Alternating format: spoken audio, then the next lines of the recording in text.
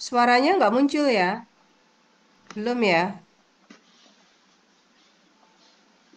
Selamat siang, saudara semua. Semoga selalu dalam keadaan sehat ya. Pada kesempatan kali ini, Bu Umi akan share terkait dengan gangguan spinal cord injury. Nanti ada beberapa yang akan Bu Umi sampaikan, terutama guideline versinya internasional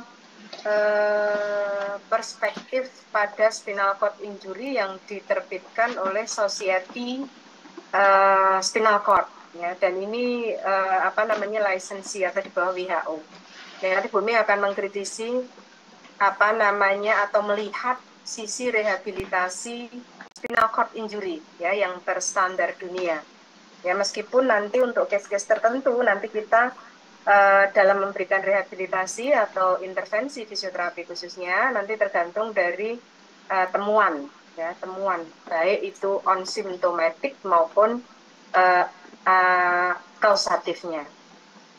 Saudara semua, jadi kalau kita berbicara tentang spinal cord injury atau cedera pada spinal cord, itu merupakan cedera yang termasuk dalam bagian sistem saraf pusat.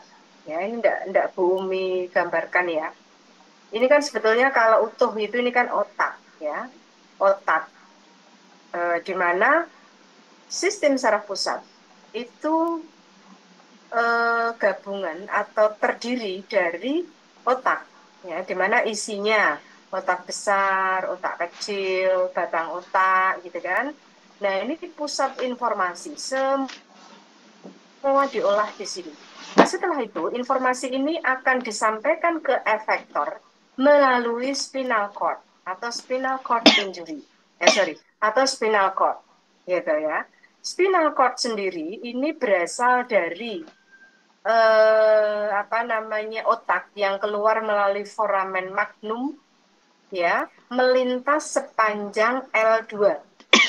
Setelah itu dia akan membentuk cabang-cabang seperti ini gitu. Nah, spinal cord sendiri karena merupakan kelanjutan dari informasi yang dibawa oleh otak, otak tengah atau batang otak sampai apa namanya apa istilahnya, apa namanya ini ya, apa jembatan di batang otak menuju ke medula spinalis. Bumi kok lupa namanya ya, sampai dengan nanti ke medula spinalis. Makanya medula spinalis atau spinal cord itu bagian dari sistem saraf pusat ya, sehingga cedera pada spinal cord itu juga termasuk cedera sistem saraf pusat gitu. Imbasnya kemana? Ya imbasnya ke perifer atau ke efektor. Karena sebetulnya spinal cord ini hanya jalan yang membawa informasi dari otak menuju ke efektor. Begitu.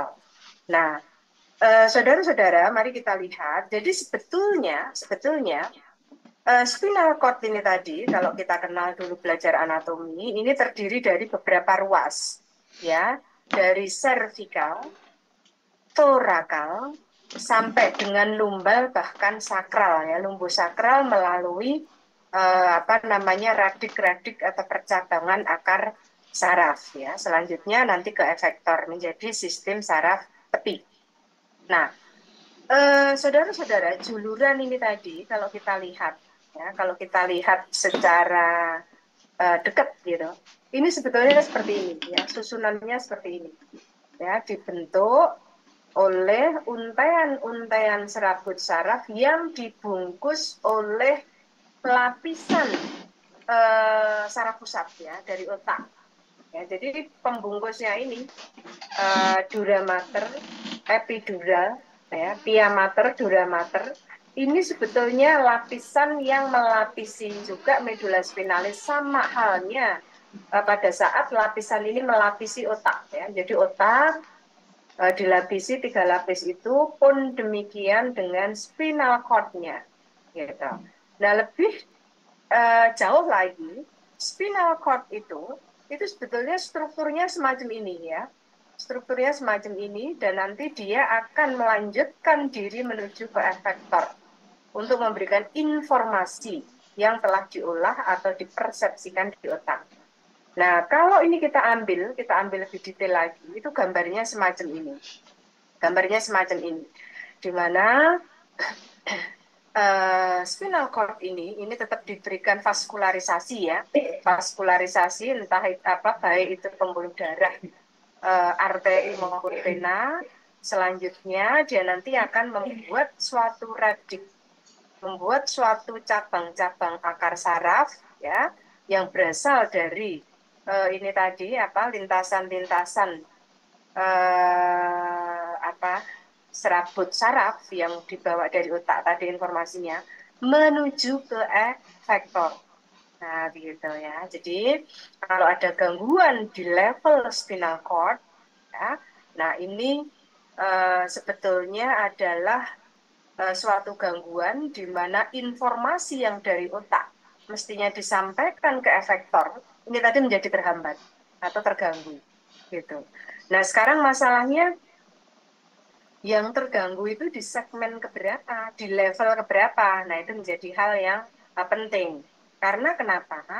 Antar level, ya, antar level, tadi kan Dok Bumi sampaikan ada level servikal, torakal, lumbar. Ini mempunyai apa namanya, level dan pengaruh yang berbeda-beda, terutama untuk target organ. Gitu. Nah, Nah, ini tadi ya, ini yang lapisannya tadi. Ada lapisan pia mater, dura mater, arachnoid ya. Ini sama ya, lapisan yang melingkupi semua sistem saraf pusat. Nah, sekarang Bumi kembali lagi tadi level-level tadi. Nah, saudara-saudara, secara umum ada beberapa hal yang nanti akan kita perhatikan lebih lanjut. Ya, tadi medula spinalis itu adalah serabut akar saraf yang membawa informasi dari otak di level servikal, torakal, lumbosakral, dan sampai percabangannya. Halo, Nah, ada halo beberapa sebentar hal yang Nisa. Halo Nisa. Itu di slide Bumi enggak nampak ininya loh, tampilan slide-nya loh Nis. Itu tadi tak chat di ini ternyata teman-teman juga enggak bisa nampak Oh, slide-nya ya. Nggih, sebentar Ibu, saya share ulang kembali nggih. Oh, di-share tapi yang nampakkan video dan audionya.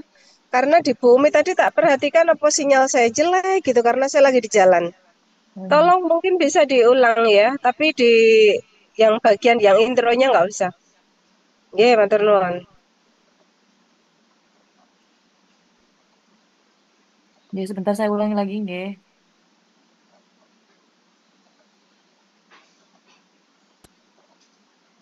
Sekarang apa sudah terlihat nggih? Izin. Udah, Mbak. Sudah ya. Sudah. Ya. Nggih, saya mulai lagi nggih.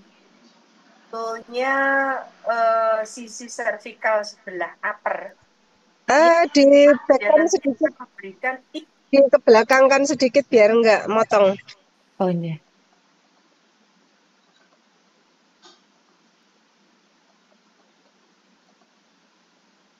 ikal, torakal, lumbosakral, dan sampai percabangannya.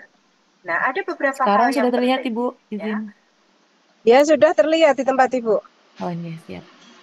khususnya C1 sampai C4. Itu sebetulnya sisi servikal sebelah upper yang memang dia nanti akan memberikan inervasi ya pada leher bagian atas dengan sebagian kepala. Karena kenapa? Ada beberapa nervus cranialis, ya, cranialis yang itu tidak hanya di batang otak, tetapi sentrumnya itu ada di cervical, ya, misalnya nervus vagus Nah, itu berperan penting untuk vital, apa namanya, tanda-tanda vital, vital sign ya, misalnya jantung, paru, apa, paru dan seterusnya, sehingga pada saat ada gangguan di level C1 sampai C4 setidaknya, ya, ini nanti tidak hanya neck-nya saja yang terganggu, neck movement-nya, tetapi juga mungkin ya ada gangguan breathing. maupun kepala, ya, karena memang inervasinya C1 sampai C4 itu ada di leher atas dan kepala, ya. Apalagi kalau di dasar otak, ya, di C1, ya, di situ ada nervus 10, ya, yang memang berperan secara otomatis untuk organ visceral atau vital, gitu. Nah, level di bawahnya yaitu C4 sampai torakal 1, ya. Ini biasanya nanti dia tidak hanya mungkin nanti ada gangguan kontrol jantung, ya, tetapi juga khas sekali gangguan di C4 sampai TH1 ini nanti akan mempengaruhi upper extremity, ya, atau upper limb movement. Karena kenapa? Lintasan atau perjalanan saraf yang keluar dari segmen C4 sampai torakal 1, ya, ini, ya, keluar dari medula spinalis menuju ke efektor, ini nanti dia akan menginervasi daerah bahu, lengan atas, lengan bawah, bahkan sampai jari-jari tangan. Ya, ini yang kita kenal dengan plexus brachialis. Nah, nanti kalau sudah plexus brachialis, karena dia sudah keluar dari spinal cord, itu nanti bagiannya adalah bagian sistem saraf tepi. Nah, Bu Umi tidak akan bahas, nanti akan dibahas di semester tengah semester, setelah tengah semester, ya, oleh dosen saraf tepi. Begitu. Nah, pun demikian pada segmen torakal, baik torakal 1 sampai dengan torakal 12, ini nanti juga akan memberikan informasi, khususnya sistem-sistem saraf otonom pada area torak, ya, torak dan abdominal. Nah, sehingga serabut saraf yang keluar dari segmen ini, ya, segmen ini nanti akan mempengaruhi area atau organ target yang diinervasi oleh saraf yang keluar dari level TH1 sampai 12. Apa itu? Nah, nanti mungkin perang kontrolnya akan tergabung, ya. Regulasi temperatur, ini khususnya saraf otonom, ya, Sebentar ya, Nis. sampai Halo, dengan dominal Nisa. dan Halo, Nisa. Itu kok slide halaman pertama terus ya tempatnya Bu Umi. Dia nggak pindah slide ya? Nggih, Ibu. Masih di slide pertama kah? Nggih. Videonya sepertinya. Halo? Nggih, Itu Ibu. dari tadi masih slide pertama loh. Oh, di videonya seperti ini tuh, Ibu. Masih slide pertama? Nggih. Oh ya sudah. Ya tentang dilanjut. muscle. Nggih. Nah, ini Saya lanjutkan nggih, Ibu. Oke. kalau gangguan-gangguan di level TH1 sampai 12. Nah, selanjutnya di segmen lumbal sampai dengan sakral, ya, ini nanti akan mempengaruhi sejumlah organ target yang diinervasi oleh sel saraf atau serabut saraf yang keluar dari segmen itu. Siapa dia? Nah, biasanya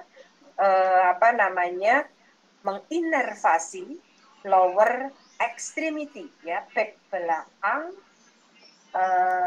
tungkai atas sampai dengan tungkai bawah. Itu yang bertanggung jawab adalah lumbu sakral. Ya, makanya nanti Anda akan dijelaskan atau membahas lebih detail terkait dengan gangguan serabut saraf atau flexus radik akar saraf yang keluar dari segmen lumbu sakralis, ya, nanti di sistem saraf tepi, ya, dikenal dengan flexus lumbalis, flexus sakralis, ya, maupun flexus lumbu sakralis, ya, kalau dia nanti dari L4 sampai S3 evidensiaticus dan seterusnya, ya, nanti akan dibahas di sisi saraf peti. Nah, tapi yang pasti saudara-saudara, di segmen lumbosakral ini nanti jelas dia akan keluar dan menginervasi sejumlah back, tungkai atas, tungkai bawah maupun foot ya, lower extremity. Nah, sehingga kalau ada gangguan atau keluhan pada lower limb extremity ya atau lower limb itu mungkin ada gangguan pada segmen L1 sampai sakram gitu, termasuk gangguan bladder bowel ya, khususnya pada area sakram. Nah, ini yang umum ya, yang nanti akan kita jumpai, clue-clue yang mungkin akan kita temui apabila klien kita itu ada gangguan di sepanjang kolumna vertebralis atau medula spinalis sesuai dengan levelnya.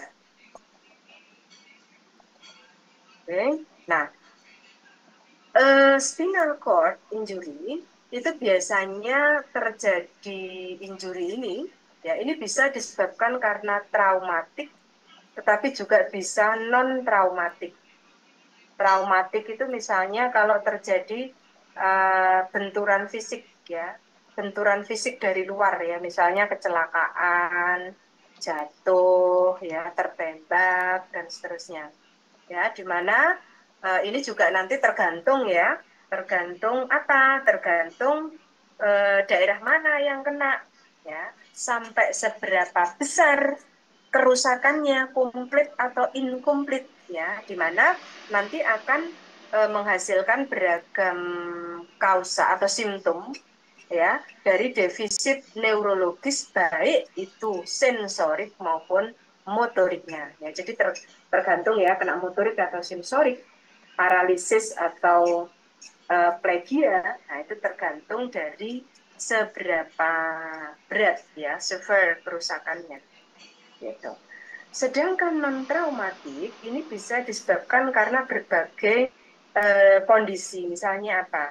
Ternyata ada penyakit, ternyata ada infeksi, ternyata ada massa atau tumor atau cancer ya yang selanjutnya akan merusak medula spinalis itu. Nah, nanti gejala klinisnya sama ya, akan terjadi defisit neurologis ya yang imbasnya bisa sampai ke defisit motorik, sensorik maupun kedua-duanya. Nah, ini biasanya karena penyakit ini nanti terjadi penyakit pada motor neuronnya atau mielopati spondilotik atau penyakit-penyakit infeksius atau terjadi inflamatori yang berkepanjangan ya atau ada tadi neoplastik atau cancer, tumor ya, penyakit vaskuler, kondisi-kondisi toksik dan metabolik maupun gangguan-gangguan yang sifatnya konjenital ya. Jadi ini beberapa hal yang bisa menyebabkan kerusakan spinal cord injury bukan berasal dari trauma. Nah, selanjutnya, jadi sebetulnya yang perlu kita ketahui adalah impact-nya. Apa akibat apabila terjadi cedera atau injury. Nah, akibat atau dari injury ini tadi, ya akibat dari injury tadi, ini merupakan proses yang dikenal dengan proses tadi dari mana gitu ya. Cedera primer itu memang cedera yang disebabkan oleh agen langsung, ya misalnya trauma dan seterusnya. Atau secondary itu menyebabkan kerusakan spinal cord injury tetapi tidak menjadi penyebab langsung, ya secondary. Ya meskipun nanti defisit yang ditemui juga hampir sama ya, yang defisit neurologis, baik itu defisit motorik maupun sensorik. Nah, saudara-saudara, jadi sebetulnya kalau kita ngomong cedera medula spinalis, itu ada yang namanya window period. ya, di mana window period ini memungkinkan bisa kita betulkan, ya, kita berikan suatu treatment, intervensi itu dengan bagus, ya, karena masih mempunyai kemampuan untuk melakukan perbaikan, ini antara 6 sampai 24 jam pasca cedera, ya, bahkan memungkinkan masih bisa kita sambung, ya, pada masa window period ini, ya, karena masih memungkinkan terjadi perbaikan pada area yang terkena. Nah, patofisiologi yang terkait dengan kejadian cedera pada spinal cord, ya, ini macam-macam ya, mungkin karena adanya deformasi korda spinal, ya, terjadi deformitas, atau terjadi kerusakan aksonal yang sifatnya parah. Ya, ini kebanyakan aksonal, ya, atau apa namanya, atau neurit, ya, akson, ya, atau karena terjadinya perubahan metabolik dan vaskuler yang hebat, ya, ditambah lagi adanya peningkatan produksi radikal bebas, ya, Bu, kenapa bisa radikal bebas? Jadi kalau sudah ada suatu cedera, itu nanti mesti secara otomatis itu nanti akan terjadi proses perbaikan, akan terjadi proses inflamasi. Inflamasi itu positif loh, ya, bukan negatif, karena dia merupakan satu upaya untuk memperbaiki diri, ya. Atau juga nanti terjadi pelepasan neurotransmitter eksitory yang berlebihan. Jadi terjadi hypersensitif, ya, neurotransmitternya terpacu banyak sehingga nanti menyebabkan gangguan-gangguan otonom, ya.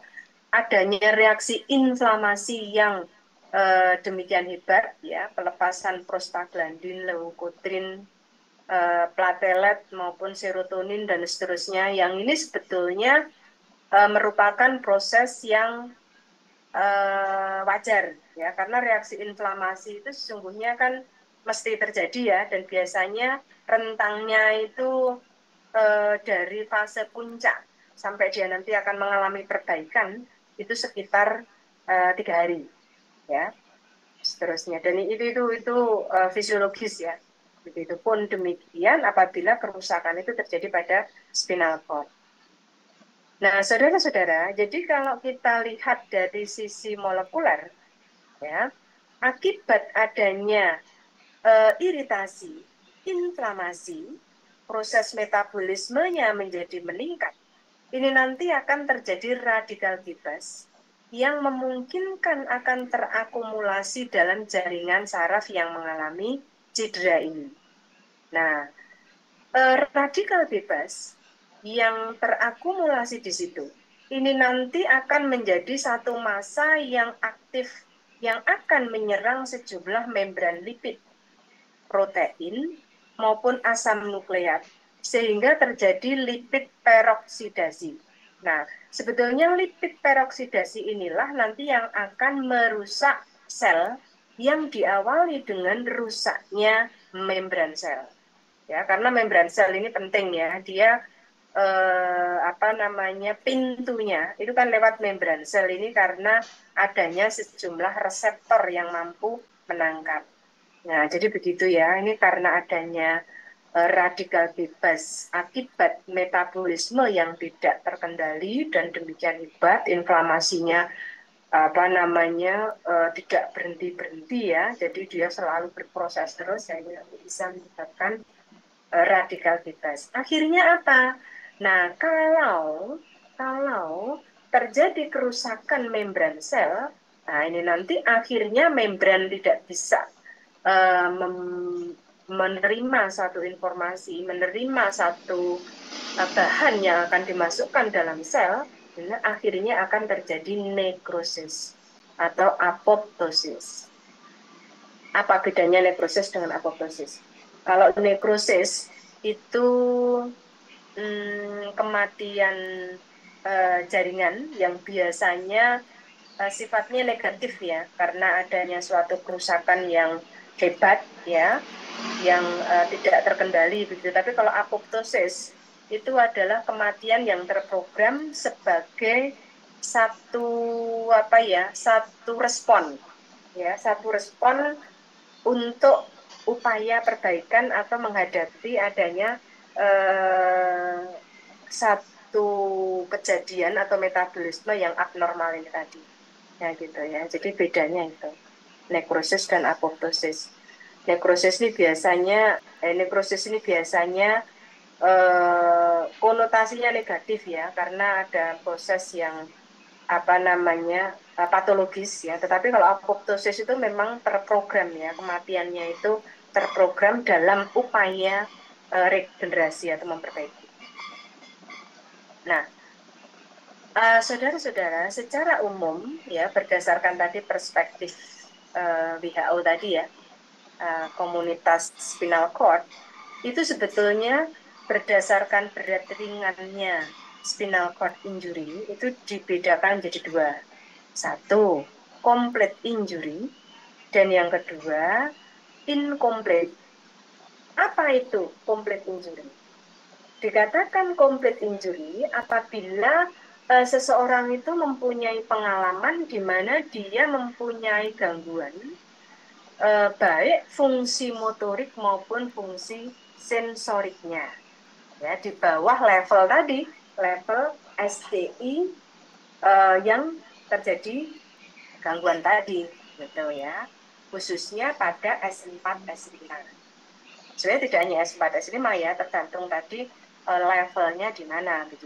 Jadi komplit ini bila pasien itu tidak bisa merasakan atau terjadi defisit sensoris maupun motoriknya.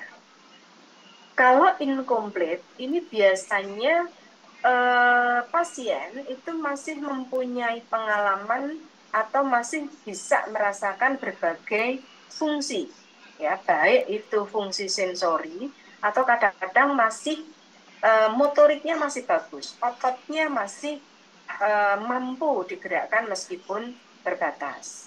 Nah, ini incomplete ya. Nah, pun demikian pada cedera incomplete ini mempunyai tipe yang berbeda-beda, tergantung yang kena mana ya. Yang kena pada sisi anteriornya, sentralnya, atau posterior dari spinal cord, ini nanti juga akan mempengaruhi baik itu fungsi sensorik maupun motoriknya. Ya, jadi kalau kita kenal di rumah sakit itu sering menggolongkannya dengan Frankel itu ya, Frankel A, B, C, D, E. Oke. Nah,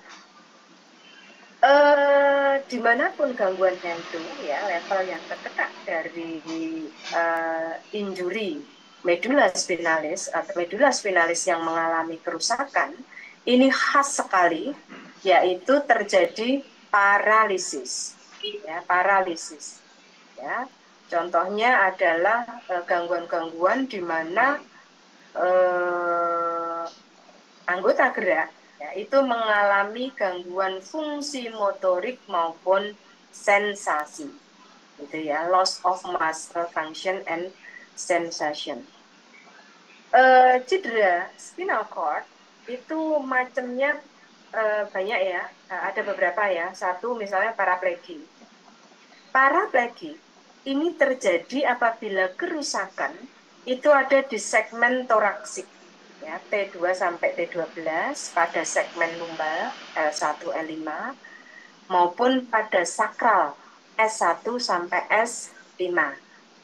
Nah, ini biasanya nanti akan terjadi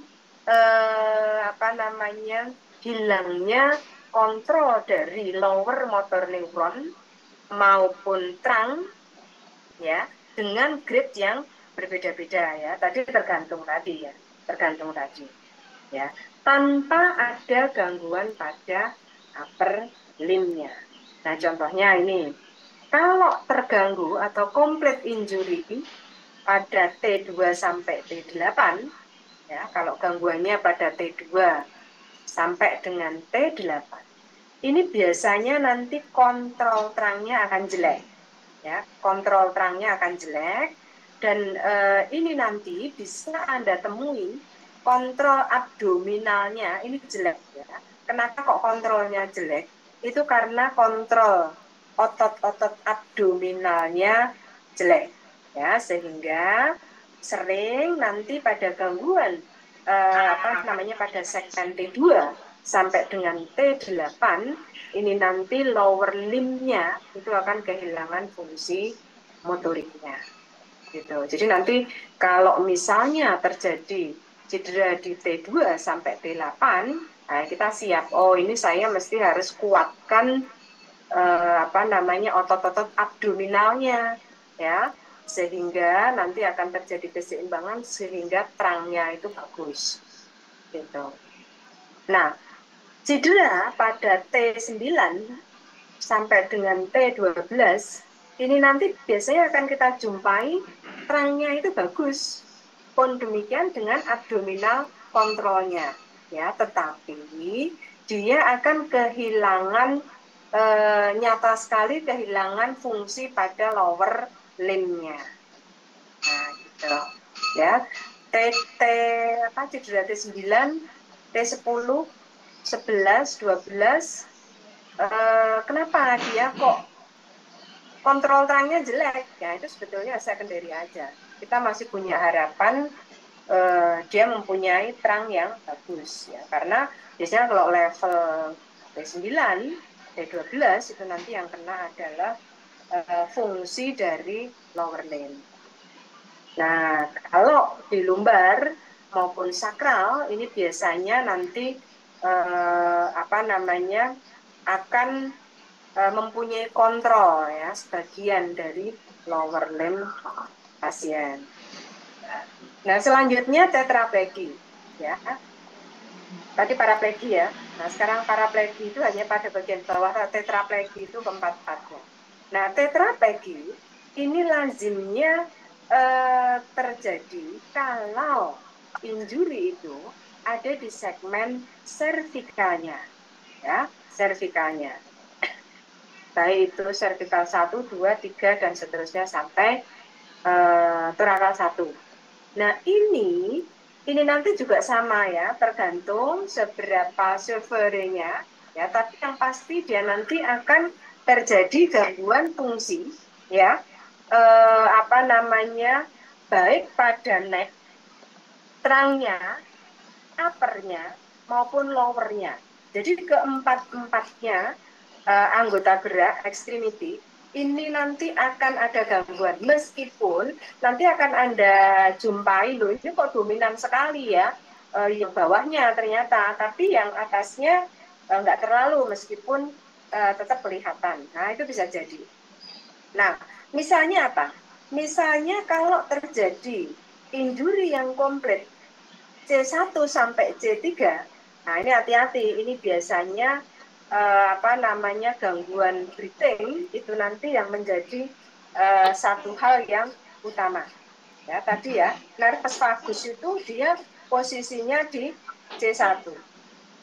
Kalau C5, nah C5 ini nanti biasanya dia akan terjadi gangguan pada shoulder, ya, upper. Nah, tetapi tidak terjadi pada base-nya. Nah, kalau C6 dia mempunyai gangguan pada wrist-nya, khususnya ekstensinya, tetapi finger-nya atau jari-jarinya, nah itu nggak ada masalah, ya. Pun demikian dengan C7, ya, dia memungkinkan untuk bisa mengontrol upper limb-nya, ya. Tetapi dia biasanya mempunyai gangguan pada jari-jarinya. Ya, ini nanti akan dibahas di sistem saraf tepi.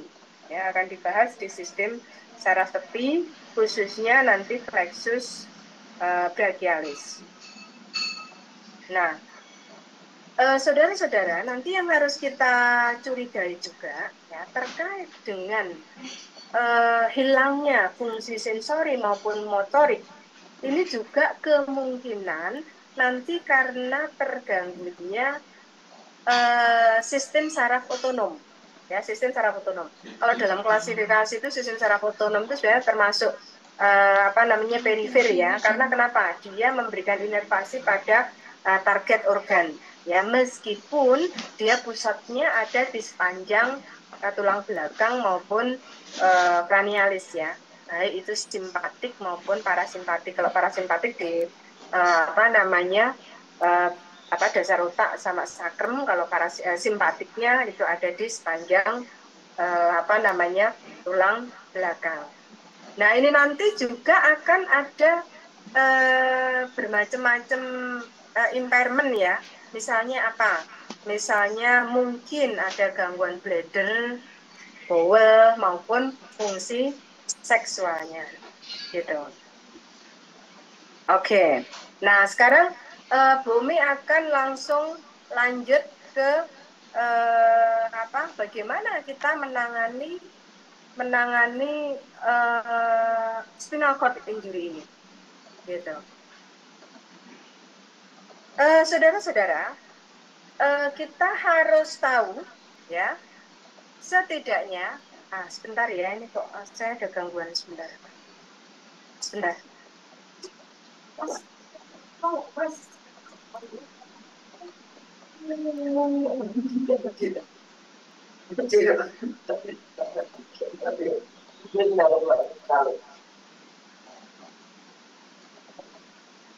Oke, maaf, Bumi lanjutkan lagi ya. Nah, yang sekarang nanti terkait dengan patologi nanti silahkan kita bisa explore. Nah, sekarang Bumi akan lebih ini. Bagaimana tindakannya kalau terjadi spinal cord injury ini? Ya, ini karena protokolnya WHO ya. Jadi secara umum kita harus tahu. Saudara-saudara, pada saat pre-hospital dan pada fase akut ya. Pre-hospital sama fase akut itu adalah fase pasca cedera ya.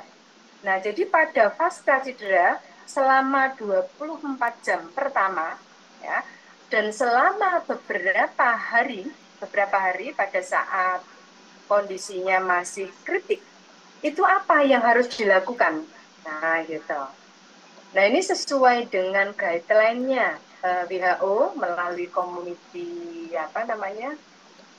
spinal cord. Itu nanti tugasnya itu adalah selalu mengevaluasi kondisi pasien ya. Jadi sampai dengan 24 jam pertama dan beberapa hari pertama ya, kalau dia masih belum stabil, ini nanti kita harus mengevaluasi terutama vital sign ya, vital sign. Yang kedua adalah level kesadaran ya, ya. Yang ketiga adalah bagaimana kita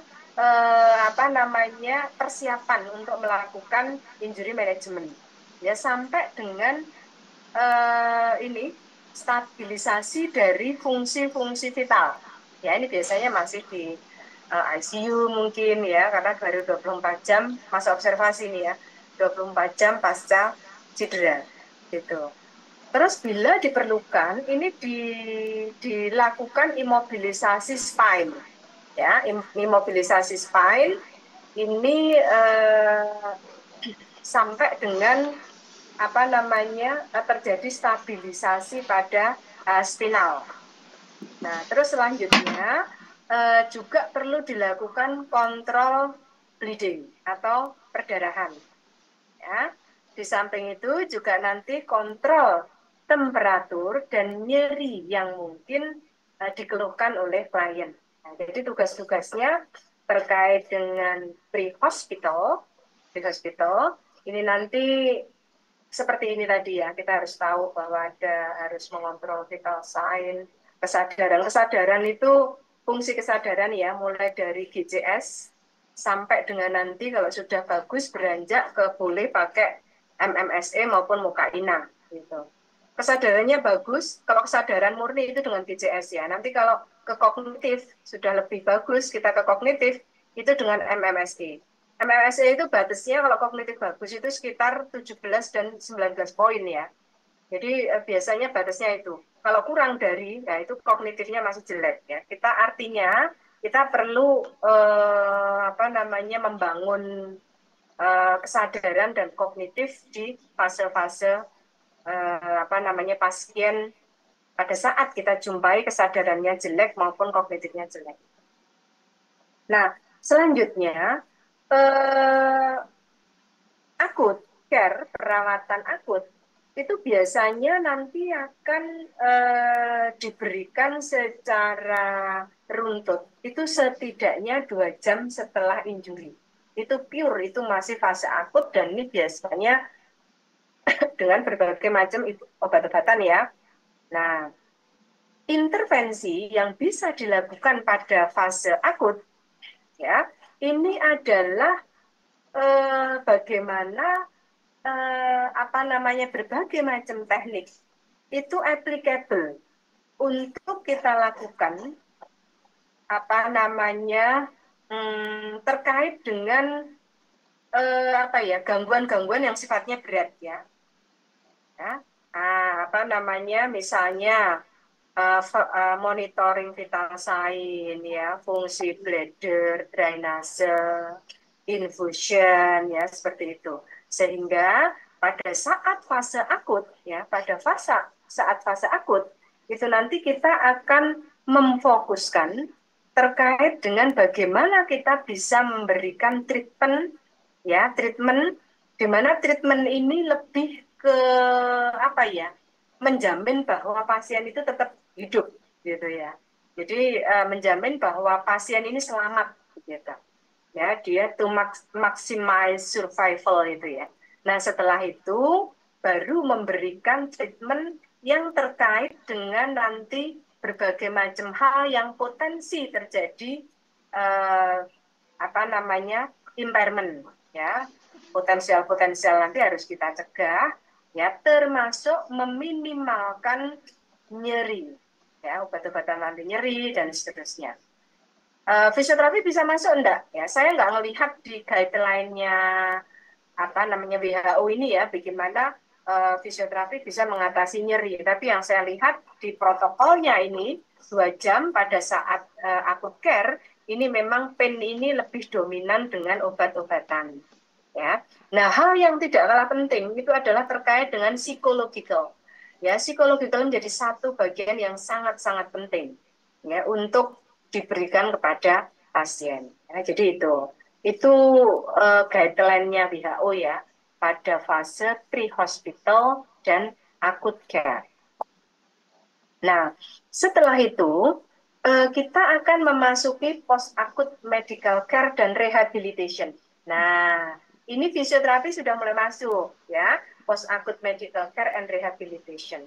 Ya, medical care and rehabilitation ini terkait dengan bagaimana kita mencegah sejumlah komplikasi yang mungkin bisa terjadi dari adanya kerusakan SCI ini. Ya, nah ini fisioterapi sudah bisa masuk ya. Jadi bagaimana kita bisa meraih fungsi yang optimal ya, dan endingnya rehabilitasi versinya si WHO itu adalah bagaimana tidak hanya fungsinya itu optimal, tetapi bagaimana klien kita itu bisa berinteraksi kembali dengan lingkungannya.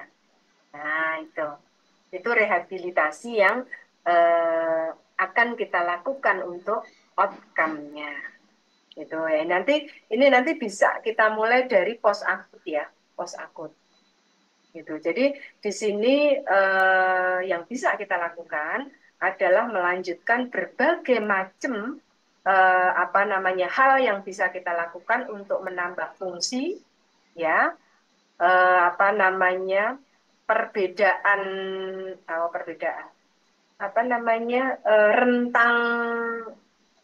rentang setting itu range of different setting itu bagaimana kita bisa membuat suatu model desain dengan rentang yang luas sehingga pada saat si pasien ini tadi di rumah sakit dan keluar dari rumah sakit ini di rumahnya maupun di komunitasnya dia nanti bisa diterima dalam lingkungan itu.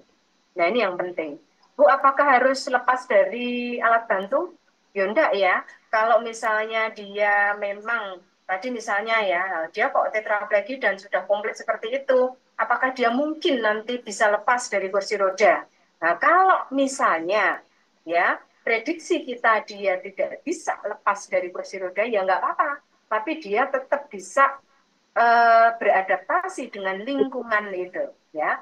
Bisa tetap melakukan aktivitasnya mungkin naik tangga atau mungkin jalan yang mendaki atau mungkin lingkungan yang kecil dan seterusnya. Dia bisa mendesain, Anda bisa mendesain berbagai macam latihan sehingga dia bisa kembali lagi pada lingkungan. Halo, halo. Halo Nisa. Saudara-saudara, Halo. Bu Umi tampilkan ada Halo. berbagai macam Halo. project functional outcome itu Halo. apa yang nanti bisa kita raih, ya. Suara Bumi bisa didengar enggak? Dia bisa Ya. Ibu. Ini kan sudah lebih 21. Itu yang kelas satunya udah kuliah. Ada enggak, Dek? Dia ini sudah sudah di kelas, Ibu. Oh lah ya, itu nanti videonya diteruskan aja di rumah. Sekarang lanjut praktek katanya. Dia, Ibu. Gitu. Nanti kirim. Gengge Bumi menuju lab ya. Terima kasih. Ya, Assalamualaikum. Ya, terima Ditutup kasih, ya. Bu. Kita tutup saja, Nje.